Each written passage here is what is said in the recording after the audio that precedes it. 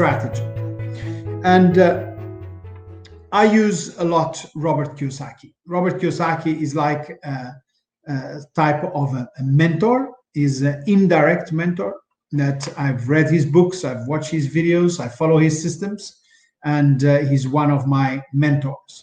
And so I talk about him very often, and I believe that his system has proven that it works and it's powerful. So what does he say, Robert Kiyosaki? So work for assets. So rich people don't work for a salary, they work for their assets. Okay, what is an asset? An asset is something that puts money in your pocket. So what is a liability? Liability is something that takes money from your pocket. So you need to have these two concepts very, very clear. What puts money in your pocket and what takes money from your pocket. So what we want to focus on is what puts money in your pocket. So that is an asset, all right? An asset. Now, what kind of assets can you build? What kind of assets can you develop? Can you implement? Well, you can do businesses. You can set up a business and start trading. You just need to be careful that when you are doing that, you are actually building a business and not a job. So you have to think of the quadrant, and the quadrant is where you have the left side and the right side of the quadrant. The left side is where you have the employees and the self-employed people, and the right side of the quadrant, you have the business owners and you have the investors. So you want to operate from the right side of the quadrant. Why? Because you will pay less taxes and you will be making more money. That's as simple as that. So the assets you can build are this. You can build a business. Just be careful that you are on the right side of the quadrant. So you can build a business. Very risky, a lot of work. You need to know what you're doing. But if you look at it, I mean, you have people that have built massive businesses. I mean, you have young people, you know, they set up Facebook, Uber, Airbnb, and, I mean, at the time, Apple, Microsoft, Oracle, I mean, massive businesses. They were all set up by young people who worked very, very, very hard at it, and they managed to create some extraordinary businesses. So you have that. That is one way to go, is to create a business. Another one is real estate.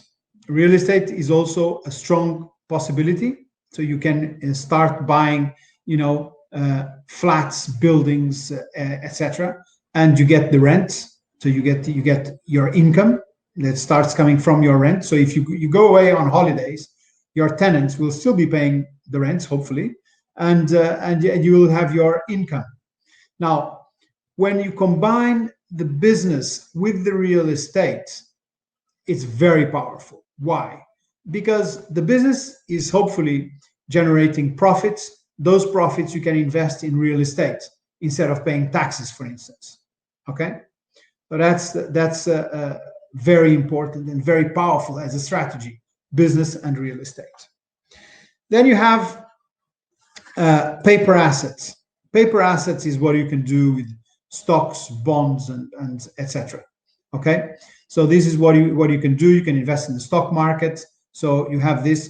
You have many companies where you can invest, and you can get dividends as well. And they are listed companies, so you have it's liquid.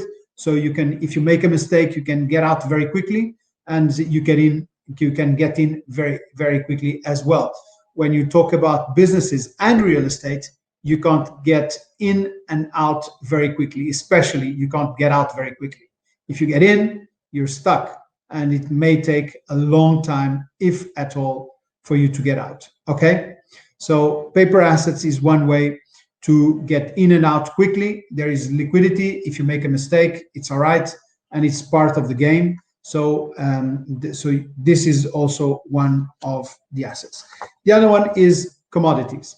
Commodities, where you can do, you know, you have oil, you have gold, you have silver, you have many ways to do it. Commodities are another way. So I've just given you the four types of assets you can invest in.